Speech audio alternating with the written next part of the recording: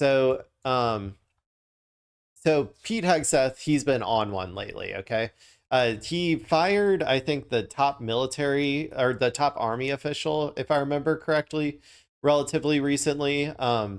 And now, apparently, he's also fired the top Navy secretary. So he fired the top army official kind of like right before, like we were thinking it was going to be a ground invasion. So we're like, uh-oh, that was what I was thinking, at least, like, uh-oh, they're replacing him for to get someone who's like willing to sacrifice all of our corn-fed boys into the meat grinder of the Iran war. But then they didn't actually end up doing that. So this time he fired the Navy secretary, uh, Felon, I guess is his name.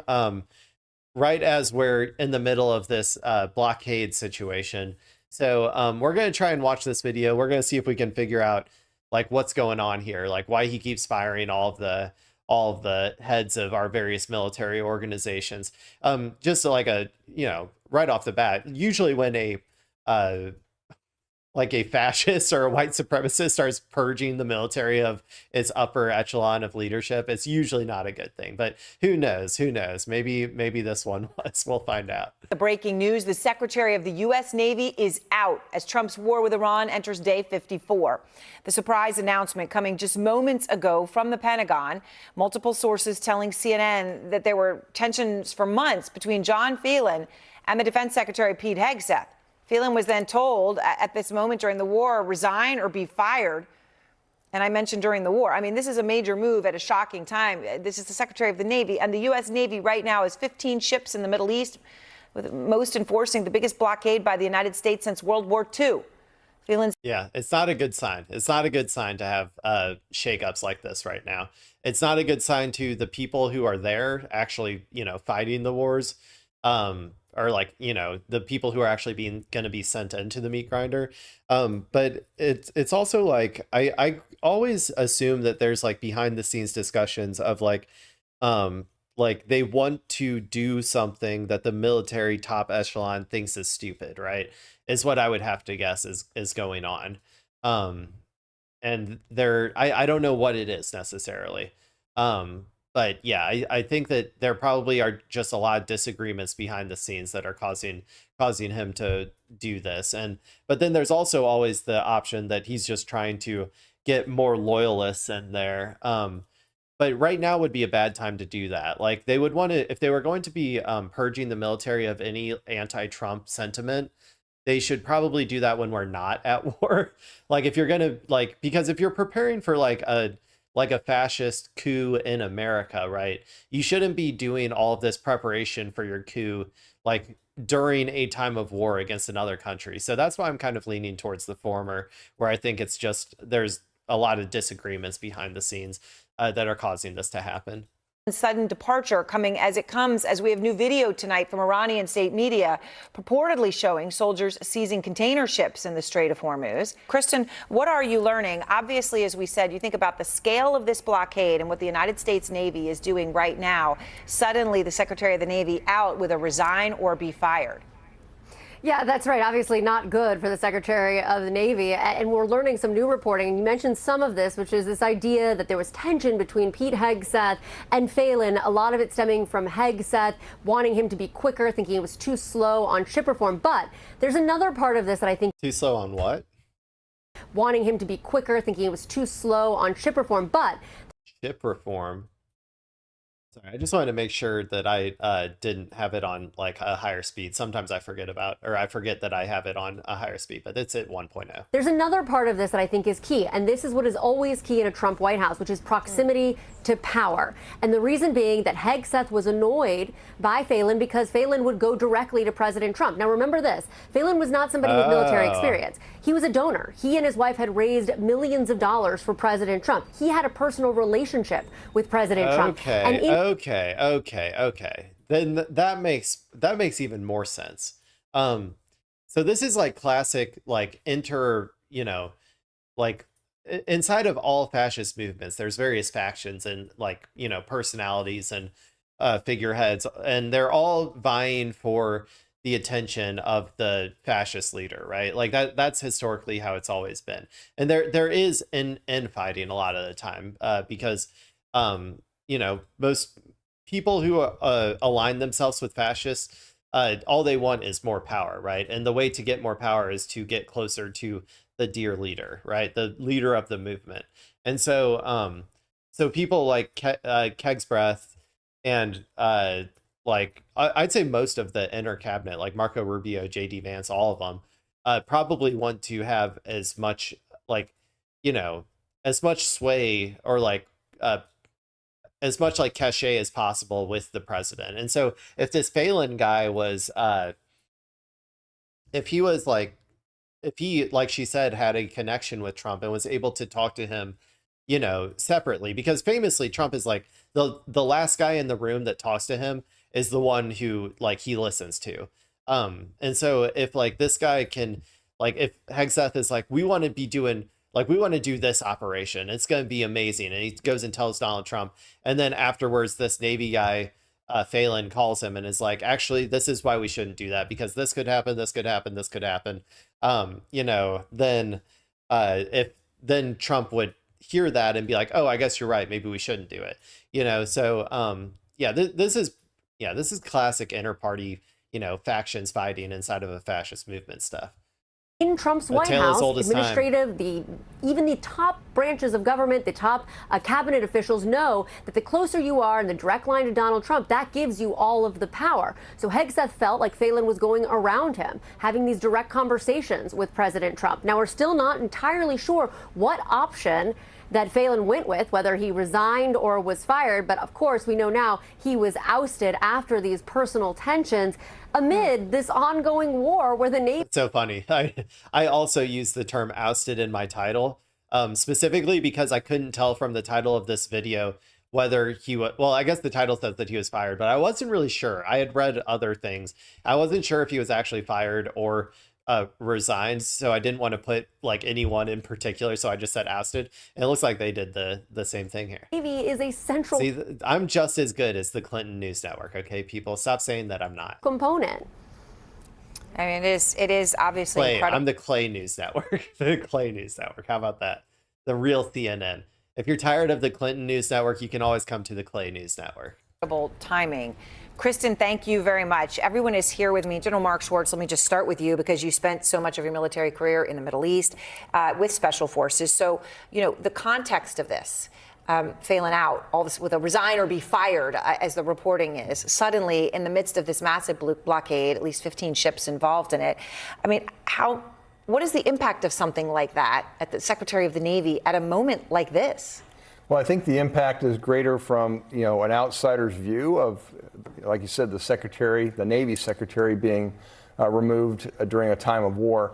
Down at the CENTCOM level and certainly below that in terms of operations day to day in the Gulf and the CENTCOM area of responsibility, not as big of an impact. But I think the optic, certainly for our enemies, Iran, seeing this, just like, they saw the ousting of the Army Chief of Staff. I would say even the people down in the ranks, though, would still not like the look of it. It might not impact them in any meaningful way on their day-to-day stuff, but I would say that they, they would probably think, oh, here we go again, another leadership mix-up. Maybe in the same way that when I at my company, if we get a new director or something, I'm like, I don't really it's not going to affect my day-to-day that much, but I'm like, oh great, another reorg coming down the pike. We're going to have to all go to a bunch of meetings about how we're moving employees from place this person to this person or all that, it does. I'd say it's kind of like that. A couple of weeks ago, I think has an impact in terms of there's some instability inside of the department. Laura, you've covered Iran for more than 20 years. Obviously, you're senior editor at The Atlantic. When the general talks about how this lands in... The Atlantic, dude. The Atlantic has been gunning for this war for 20 years, man. The Atlantic is they honestly, they have wanted this. They have wanted this. I don't I can't remember specific articles, but the vibe that I got from every Atlantic article that I've read, they wrote stuff about Iran for sure, about now's the time to strike and all that sort of stuff, or Obama's crappy deal, that sort of stuff. So let's see what this Atlantic contributor has to say about this war that they've always wanted. not going the way that they thought it would, but going the way that anyone with half a brain would have expected it to go. Obviously, you're senior editor at The Atlantic. When the general talks about how this lands in Tehran, when they look at something like this, what is the significance of that? Someone who's at the top of the U.S. Navy, the optics of that being out. Yeah, it's not a great look, especially not at a time when there's sort of so much confusion about what the U.S. objectives seem to be and where its red lines lie in advance of these negotiations. It does project a bit of chaos. You know, Brett, as you've been involved with negotiations with Iran during both the Obama and Biden administrations, you know, and you've been in the rooms where the negotiations happen, you know, what do you think the impact of something like this is? You know, obviously there is a bit of an irony, right, in the fact that we're being told no one knows who's running things in Tehran when the U.S. is doing things like just kicking out its Secretary of the Navy in the midst of... It's not irony, it's projection. I just talked about that earlier. Like Trump and like Trump in particular is probably the worst, like in terms of projecting how he feels onto others. So anything that the administration is accusing Iran of doing, like there's a pretty high likelihood that it's just the exact opposite. The biggest blockade in 70 years. Yeah, and I agree with Mark. It's not going to affect, I think, the operational element of the blockade, but what the U.S. is trying to project right now to Iran is that we're settling into a steady state of economic pressure, mounting economic pressure. We're going to have this blockade in place. We got 3 carrier strike groups. We're settling in. So to have your Navy secretary ousted or resigning right as that's happening does not, I think, it doesn't send a signal of confidence. And Iran will read it. They're looking for any indication that they can wiggle out of this, and they'll read it as kind of an opening, and maybe the administration is not as cohesive. One thing they might read it that way, but they're like, Iran doesn't need to.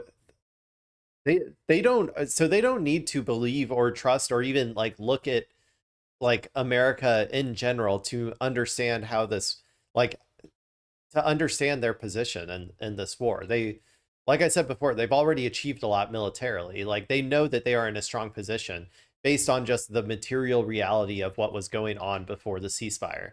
So they don't need any of like this is, sure, it's more information for them to take into account, and it might be annoying in terms of like trying to, like, if they have to like start listening to new people or like understanding new people's decision making process and all that sort of stuff. But I don't think this changes anything for them whatsoever. They already knew that the Trump administration was incredibly incompetent and like was like doesn't have any sort of like real strategy. Having a new, like, when you don't have any strategy, it doesn't matter who's at the top of the, like, at the top of the chain of command. Like if you're only doing tactical operations with no strategy, then then that means that there's never going to be a strategic outcome to the war, like a political outcome that's beneficial to America. So this isn't like, I don't think this changes that much for them. I think they really like, I don't know. I think that a lot of our media probably buys into a lot of the American propaganda of like assuming that America is like always the, like, just based on our military superiority, always going to be strategically like in a better spot than our enemy. And this is just a situation where it's clearly not the case. Might be happening behind the scenes. I mean, the Navy Secretary is focused, Aaron, on force management, global force management. And I'm sure there is a debate in the administration as we have this massive resource focus on the Middle East that affects readiness in other parts of the globe. That's probably part of the debate, might be part of it, but we don't know. Yeah, we don't know. General Schwartz, all that is really crucial, not just in terms of force positioning, but also the weapons that have been used, right, and everything, given, obviously, we 50%. We've used up 50% of our missiles, 50% of our interceptors in 6 weeks, baby. That means America as a whole against a low-tier enemy like Iran has exactly 12 weeks of capabilities. 12 weeks. That's as long as we can wage war on a middle tier country, like, or like a middle tier enemy like Iran. It's it's crazy, man. We're so screwed. We can wage war for 12 weeks, and it takes us like 20 years to build up our stockpiles to be able to wage another 12 weeks of war again. We've talked about what this all means for China, but what does this mean also for Pete Hegseth? You know, there had been discussion as to whether there was any wavering in the president's commitment to Hegseth at various moments, but this would appear that this sort of came down to it's me or him, and Hegseth won. Certainly, the secretary has the full confidence of the president. I mean, every time that they're in public together, or whether it's the formal briefings or, you know, at the White House when they have their updates, obviously the security updates, the president speaks very highly of the secretary and, you know, demonstrates that he has full confidence in how he's carrying out the war. So whether it's a consolidation of power, I really can't assess that. But certainly, you know, he's the one that brought that recommendation to the president, and the president approved it. Laura, you know, Barak Ravid was reporting from a U.S. government source that there's real questions about whether the Supreme Leader, Mohammad Khamenei, is incapacitated. You know, whether he's, you know, in a sense, it wasn't even a point about alive or dead. It's whether he can be involved in any way, shape, or form, which could be crucial. Where do you think we are with the Supreme Leader right now? We obviously haven't seen him in the 54 days of this war either. Right. No, there are legitimate questions to be raised here, and in this length of time to have seen nothing that would indicate that he is functioning in the way that one would expect the Supreme Leader to be functioning is a sign that something is not as it's been presented. There's a lot of unknowns, obviously, and one of them is, I mean, to the extent that I would probably agree, to be honest, at this point. I think that I probably agree that he it's either he's being like more cautious than anybody could have possibly imagined in terms of like not even making a single appearance in terms of like trying to keep himself safe from assassination. But I think it's probably more likely that he actually is dead. And the IRGC put, you know, just said that he's alive as like or like installed him as leader so that they could then just like have someone as a transitional figure to whoever like actually takes charge later. That's kind of like that is kind of what I'm leaning towards now at this point. Now, I will say this though, her argument could also be applied in another situation. Does anybody remember those two helicopter people who are like those two people who their plane was shot down and they were hanging, like they were stuck in Iran, and we had to do that huge operation of like hundreds of planes and, you know, thousands of troops to go get them. Where are they at? They're also pulling a Khomeini situation here where I haven't seen them. I haven't heard of them. So if you're going to make this argument in one direction, which I do kind of agree with, that it is suspicious that the new Supreme Leader hasn't been seen yet, you should probably also look at some of the, you know, similar instances that are happening for us as well.